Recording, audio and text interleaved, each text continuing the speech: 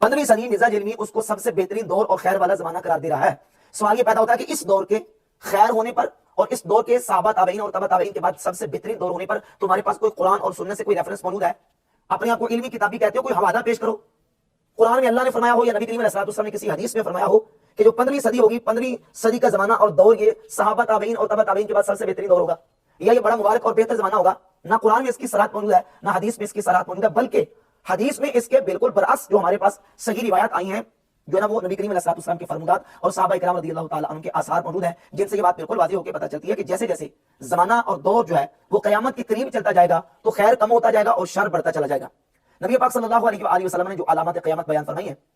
उनमें से एक अलामत यह है, सही बुखारी 7068 नंबर, कि तुम पर सैयदना अनस इब्न मालिक रज़ियल्लाहु ताला अन्हु फरमाते हैं, मैंने ये रसूलुल्लाह सल्लल्लाहु अलैहि वसल्लम तुम्हारे नबी करीम अलैहि सल्लल्लाहु अलैहि वसल्लम से बात सुनी है कि हुजूर ने फरमाया कि हर आने वाला जो जमाना है, हर आने वाला दौर, उसमें शर ज्यादा होगा।